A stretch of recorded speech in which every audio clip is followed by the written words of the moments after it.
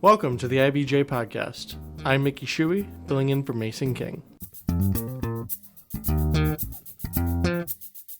Since the opening of Indianapolis Motor Speedway in 1909, there's been a home for motorsports in the Circle City.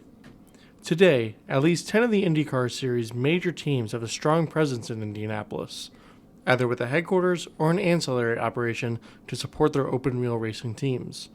Likewise, teams with the National Hot Rod Association, commonly called the NHRA, and the International Motorsports Association, IMSA for short, have made Indianapolis their home. But what's the future of motorsports in Indianapolis exactly? And what role did Roger Penske's acquisition of IMS back in 2020 play in the shifting landscape of teams here?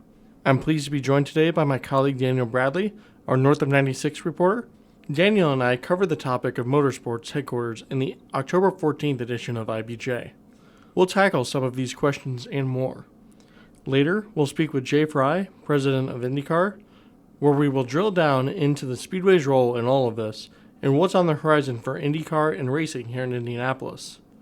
We'll also speak with Bobby Rahal about his team's project, set to debut by the end of this month. Daniel, thank you for joining me. Good to be here, Mickey. And what's a better place to start than with Andretti Autosport, which said in September it plans to make a significant commitment to central Indiana. What can you share about what they have going on up in Fishers? Can you break it down for us? Sure. So in August, Andretti Global, which is the parent company of Andretti Autosport, they announced plans to establish their global headquarters in Fishers. And it's a $200 million project, and Andretti envisions it as a 575,000 square foot facility on about 90 acres near the Indianapolis Metropolitan Airport. And they expect it will create up to 500 jobs by 2026. So yes, it's a huge deal for the motorsports industry in central Indiana.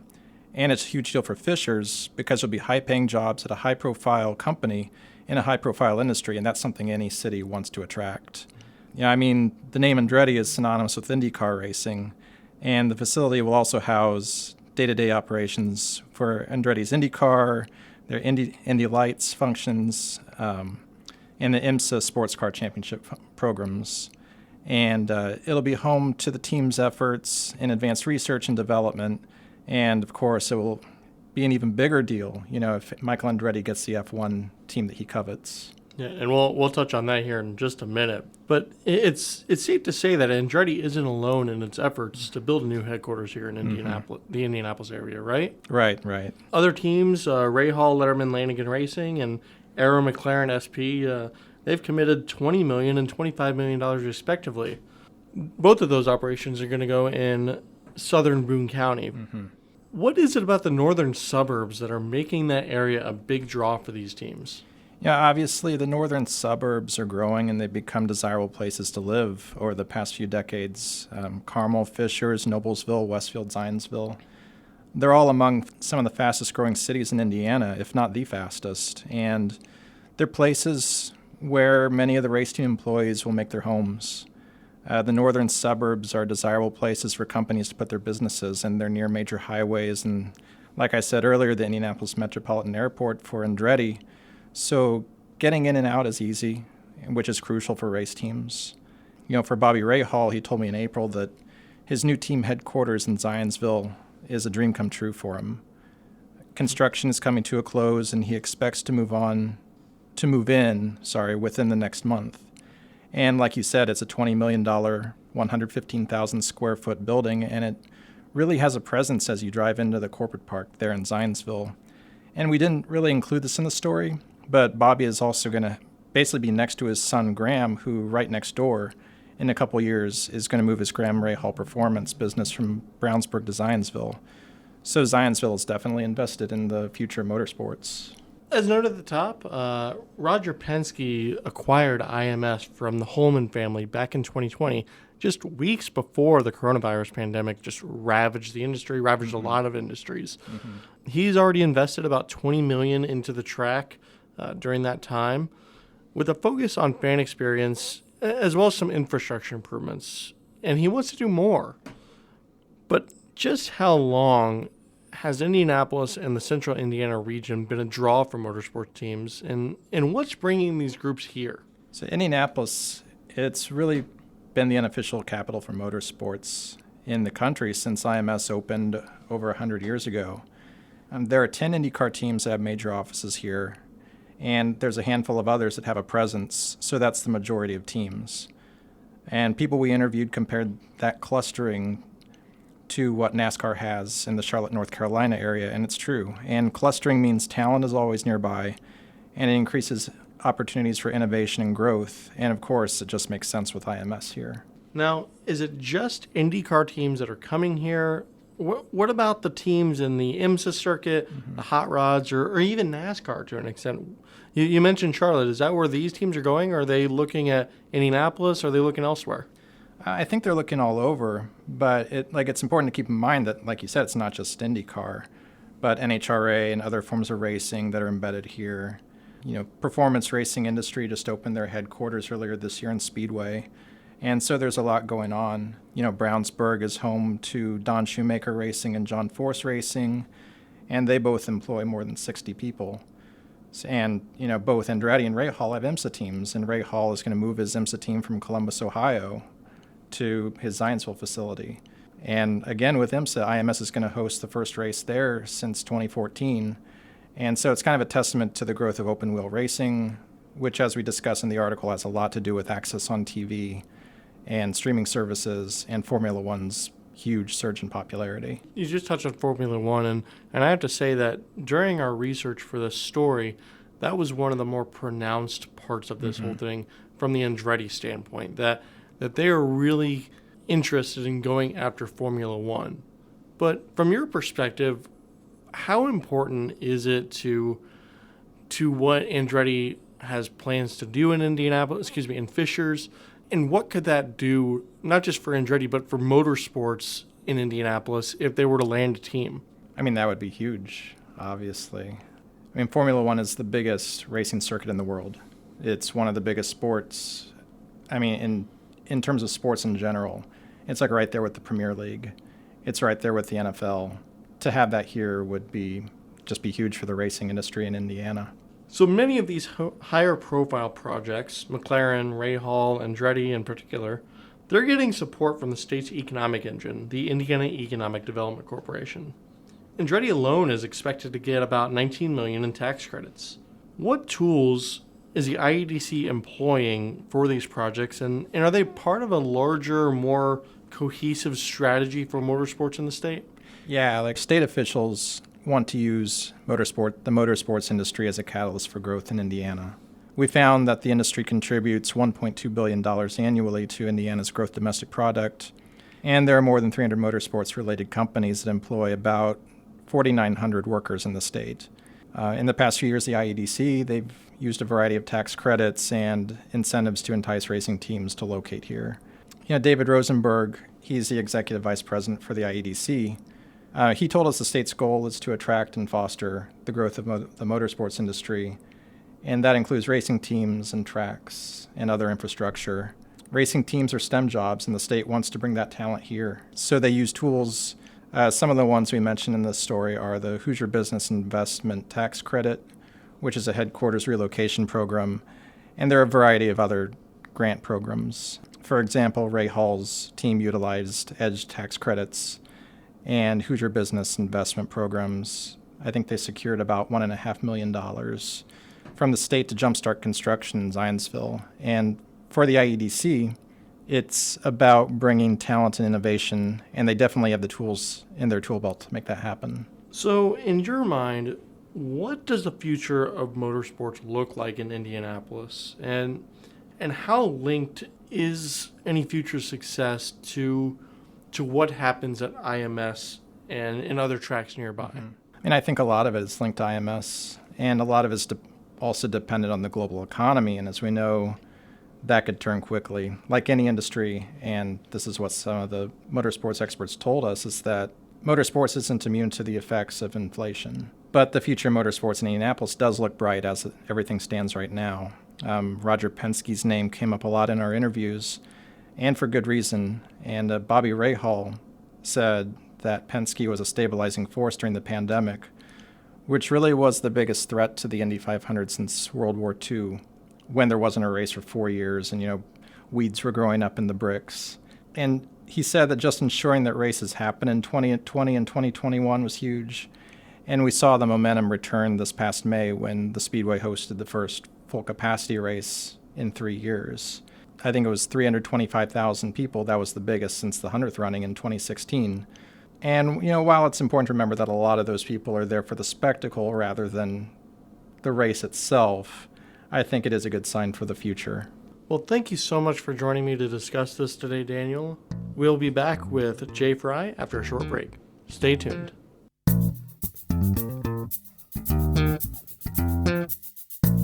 Taft, today's modern law firm. With more than 625 attorneys across 11 offices, we provide solutions to the business issues facing middle market and emerging companies alike. We do this through a highly collaborative and inclusive team approach. Taft, the modern law firm. To learn more, visit taftlaw.com. Welcome back to the IBJ Podcast. I'm Mickey Shuey, Business of Sports reporter for the IBJ. I had an opportunity to speak with Jay Frye, president of the IndyCar Series, about the continued growth of open-wheel racing, the importance of teams picking Central Indiana for their headquarters, and what a possible Andretti F1 team could mean for IndyCar. Here's part of our conversation. In terms of the teams and popularity, you guys are starting to really pick up some steam. This year's ratings, according to your broadcast partner NBC, they were among the best the series has seen in quite some time, 2016 to be precise. How are you feeling about the interest in the series overall, and what could IndyCar do to further growth in the paddock and amongst its teams? Well, we're excited about how the 2022 season went. I think if you look at it, it's not been like an overnight thing, right? So we started in 2016 with this kind of 5-year plan that kind of put some of this stuff in motion from a competition perspective.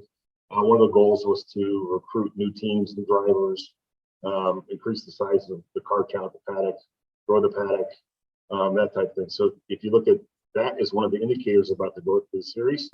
That's certainly been going on. We've had 27, 28, 29 cars the last couple of years, outside the 500. So we feel good about where we're going. It's been a great collaboration with all of our stakeholders, our OEM partners, all the teams, of course, drivers, that type of thing. So I think for the future, we continue on this path. I think there's some things that we can, or hopefully we'll be announcing in the next few months that could be really exciting things for the future, and we're excited about the future. And NBC, how are you guys feeling about that partnership? Are you satisfied with it? NBC is a great partner. Obviously, you look at what they do in sports in general.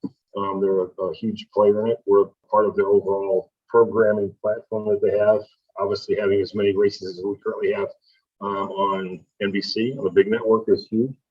So yeah, we're real excited about that. They're great partners. They're great people to deal with. We obviously deal with them every day, and we feel great about the collaboration. How do you feel about the stable of drivers that you guys have right now, but also the supporting talent, the engineers, the marketing professionals, and so on that make up these teams? Is IndyCar doing enough? Is in your mind the state doing enough to attract and retain this kind of talent? Oh, well, absolutely. I think if you look at the last couple of years, especially I think when the aero screen came into play and different things like that, different safety advancements we come up with. The Roma, Grosjeans and Jimmy Johnson and people like that that's come into the sport. There's been a definite interest from lots of different areas in what we're doing and where we're going. So we're quite excited about that. One of the things we actually have done, we created a job portal. One of the things we mentioned earlier about the growth of the paddock, it's also been very hard to recruit people at this point, right? There's been a lot of things going on. The teams are expanding so rapidly. They need more good and qualified people. So we try to do it with an outside source. We couldn't get it done. So we're fortunate enough to have some talented people in-house who could do it. We created this job platform where teams can go and look and people can put their resume into the platform. So it's growing. And again, when you mentioned earlier, that's another indicator of what's going on is the teams are really trying to hire new people.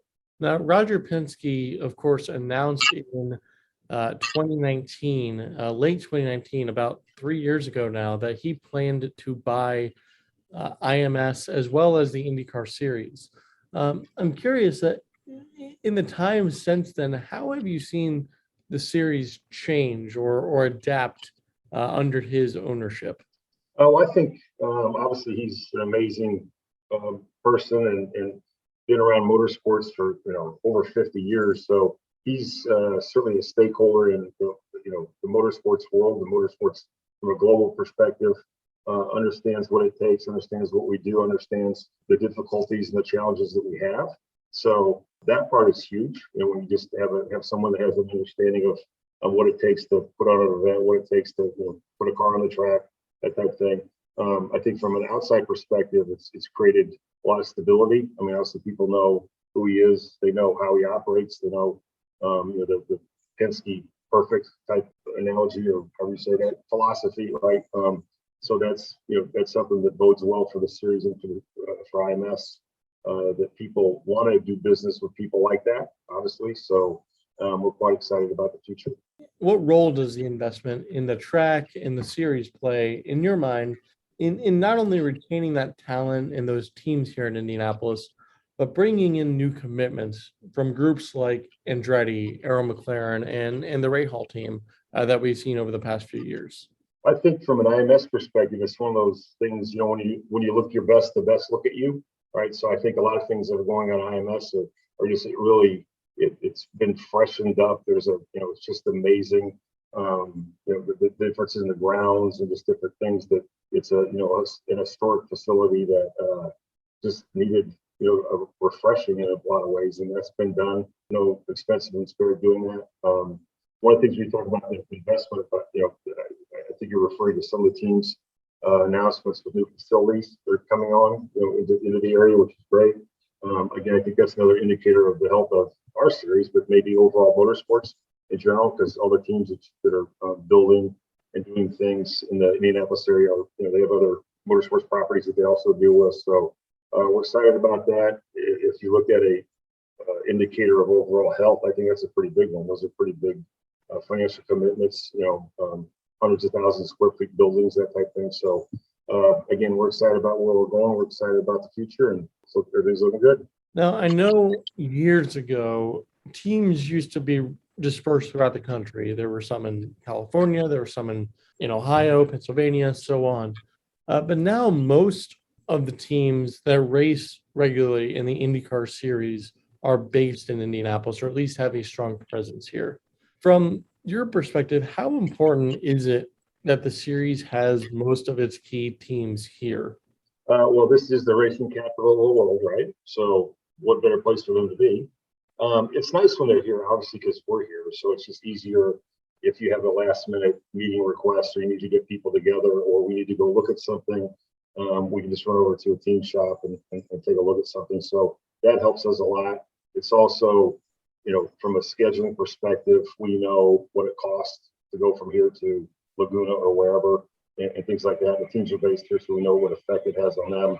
So overall, it's great to be that we're all in this same community together, and it has lots of efficiencies to it. As we wrap up here today, Jay, I want to ask you, what are two things that you're looking forward to with the next racing season? But additionally, what is one question or one challenge that you're hoping to tackle over the next year? We're working on a lot of things. It's funny how people think the off season, I get asked all the time, what do you guys do? So the off season is worse than the season because obviously we're getting everything prepared for next year and the years to come. Once the season starts, you really get into your routine. We race every week or whatever. So the off season is way more, I guess you'd call chaotic or random in the things that we do. So a lot of that, what you ask, is what we're working on now. So we've talked about hybrid technology. We're working on that. We're talking on what the car could look like in the future. We're talking about the schedule long term. Like I mentioned earlier, the 5-year plan we had, that we put together in 2017. That gets updated as we go. So there's a lot of different things going on. It's very busy right now. It's all good stuff. It's all great things to be working on. It's about growing the sport, how we're going to get better, and what we're going to look like in the future. So I guess I would just say all that. Thank you so much for your time, Jay. We really appreciate you joining us on today's show. You're welcome. Thank you, Mickey. Much like Jay Frye, Bobby Rahal has a front seat for all things motorsports in central Indiana, as a co-owner and CEO of Rahal Letterman Lanigan Racing. Rahal joined the IBJ Podcast from his home in Florida, where he talked about his excitement for his team's new headquarters in Zionsville and enthusiasm for the continued growth of IndyCar. I'm pleased now to be joined by Bobby Rahal, CEO and co-owner of Rahal Letterman Lanigan Racing. Thanks for joining us, Bobby. My pleasure. So, as I discussed with Daniel, you have a pretty big project that you're working on yourself with your team, and that is the new headquarters for your team. What can you tell us about what you guys have going on and when you expect to open? Well, thanks for asking. It is a huge project for us, by far the biggest project we've ever undertaken in terms of a headquarters for our racing teams in Zionsville. Of course, this is a headquarters for both our IndyCar efforts and our joint effort with BMW in the IMSA series. And previous to this, we've had a facility in Columbus, Ohio, and then of course been renting space in Brownsburg. But now everything is under one roof, or will be very shortly under one roof. I believe we're having our occupancy kind of inspection on Monday, this coming Monday, and so presuming we pass that, then we'll all be moving in. So this is a big moment for us as a team with my partners. It really is a huge commitment on our part to motorsports here in North America, whether that's, as I say, either on the IMSA side or on the IndyCar side. And 125,000 square feet, really a purpose-built facility. Having been through it a few times over the last year and a half or so, it's just an amazing place, and I'm anxious for our people to get there, to be there, to be working out of there, because it really will create an environment that will allow us to really perform at our highest level. Can you talk about the decision to locate in Zionsville versus taking all your operations to Columbus? I mean, I know that IndyCar, it moves around a lot, so you could really be anywhere. So why locate your facility in Indianapolis? Is it just a matter of it being close to the track? No, that's certainly that's a nice plus. But when I raced, for example, in IndyCar racing, there were teams all over the country. Based all over the country. You had Penske in Reading, Pennsylvania. We were in Columbus, Ohio. Newman Haas was up in the Chicago area. Craco was in Los Angeles. Gallus was in Albuquerque. So they were all over. But literally since the early 2000s, there was a really concerted effort made by the state of Indiana, by the city of Indianapolis, by the counties that are affected by the race, to really create or to generate an opportunity to attract organizations involved in racing, not just racing teams, but organizations as a whole, like Dallara, X-Track, which is a gearbox company, to get them to move to the Indianapolis area, and it worked. Most of the teams have over the years moved to the Indianapolis area, whether it's in Brownsburg or Zionsville or up near Carmel or what have you, and it continues to grow. So a lot of drag racing teams based in the Brownsburg area, for example. The talent pool is pretty much here for people, engineering, mechanics, you name it. So Indianapolis is really the place to be. Now, Roger Penske obviously bought the track back in early 2020, right before the pandemic hit. Do you think that his purchase of the track has in any way further enticed teams who may not have really been looking at Indianapolis before to look here now, or is it just these all happen to be coinciding together? Well, the effort, as I mentioned, the effort to attract organizations involved in motorsports, that started well before Roger's purchase of the Speedway or the IndyCar Series.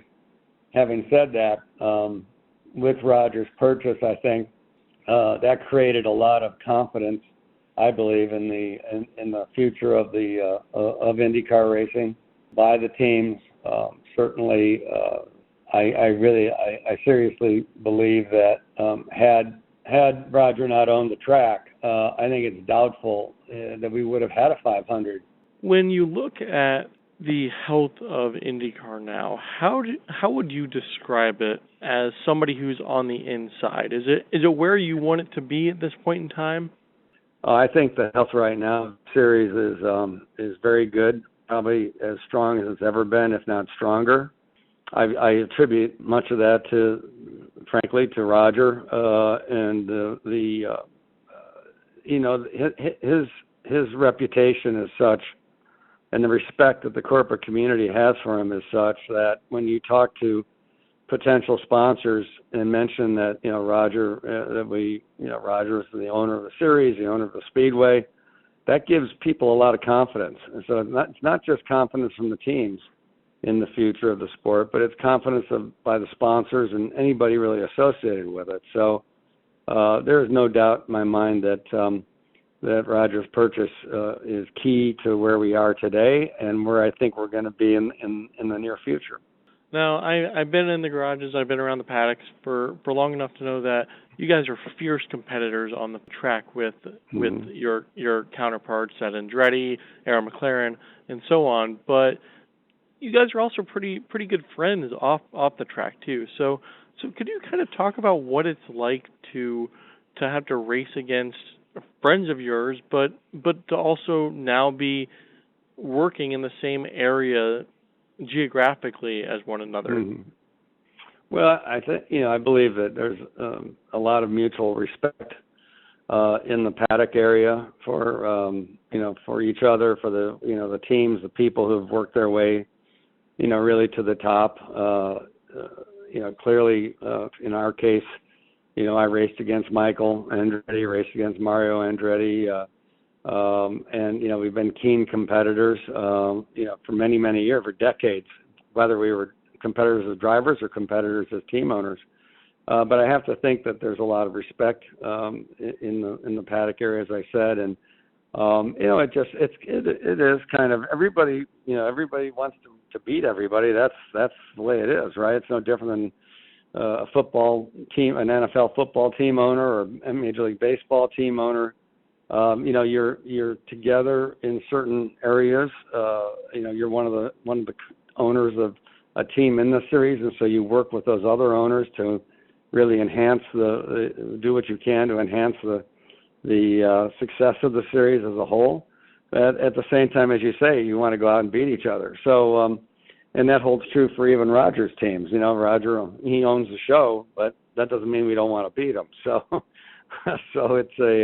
it's an interesting relationship between all the various groups within the paddock area, but one that makes it very worthwhile. What are your thoughts on the future of the racing series, but more specifically, the future of teams making their home in the Indianapolis area? Because there's not many that aren't here now, but for the ones that are, do you think they'll eventually make that trek to Indy and be here long term? Well, first off, to answer your first question, I think the future is very bright for IndyCar racing. I think it's bright for IMSA, for sports car racing. When you look at the number of automobile manufacturers involved in IMSA, there's no series in the world that has that kind of participation by so many different manufacturers. So I think right now it's a pretty good environment for everybody. I do believe that, again, I attribute the future of IndyCar racing to the leadership by Roger and his team, and I definitely believe that's a big factor in the overall success of the series going forward. Will more teams come to Indianapolis? I think that there's possibilities of that for sure. Right now, as you said earlier, most of the IndyCar teams are based here. I think the only two that I can think of offhand really quick is Dale Coyne is in the Chicago area and Rogers in Charlotte. Will they come? I tend to doubt it because Rogers also got his NASCAR team, and as Indy is for IndyCar racing, Charlotte is for stock car racing. So So I can't imagine he would make that move. But that doesn't mean that there won't be new teams coming in that are starting from scratch, or teams that come into the lower formulas, lower categories like Indy Lights, F2000, many of which already have buildings in the Indianapolis area. So I think when you look at the fact that so many suppliers and vendors to the industry are based in Indianapolis, I think that's a big draw, and I think people will continue to move there through all levels of motorsport. Bobby, you mentioned IMSA as a component of your new headquarters. Mm-hmm. Could you describe a little bit about what IMSA is, what it does, and then why are you guys so keen on being involved in this series? Well, IMSA has been with us since I think about 1969 thereabouts, and of course it is the category for endurance type racing in this country, similar to what you see in Europe, Le Mans 24 hours. In this country we have the Daytona 24 hours, Sebring 12 hours. These are races that have been part of the motorsports landscape since the early 50s, particularly in Sebring's case, and it is really the place that when you think of the great manufacturers that have been involved in racing for decades upon decades, you think of sports car racing where you have Porsche, Ferrari, Corvette, Toyota, Lexus. I mean, you name it. Just a Lamborghini, BMW, of course. This is the place where the sports car manufacturers compete, and it's always had a great following in this country, as it does around the world. And so it's for us there are several reasons why we've got involved in many cases. It starts out as simply as I did a lot of IMSA racing early in my career, and I grew up around sports car racing with my father, and have always enjoyed it. I've always thought it was a very viable form of sport.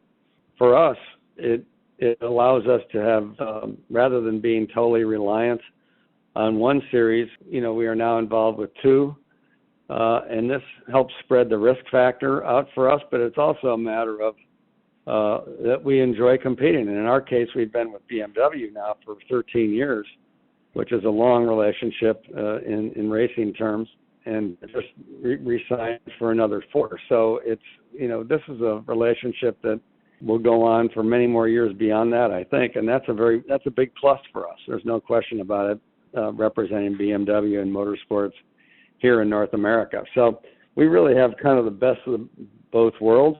I don't see us getting into NASCAR. That's really not our thing, so to speak.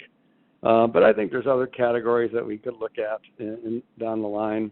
Anything to help our company grow, and that's the idea after all. Well, Bobby, thank you so much for taking the time to be on our podcast this week. We really appreciate it, and best of luck in the next IndyCar and IMSA seasons. Thank you so much. Nice being with you. Thank you again to IBJ's Daniel Bradley, as well as Jay Frye and Bobby Rahal for joining us this week. And thank you for listening. For Mason King and the rest of the IBJ team, I'm Mickey Shuey. We'll catch you next week.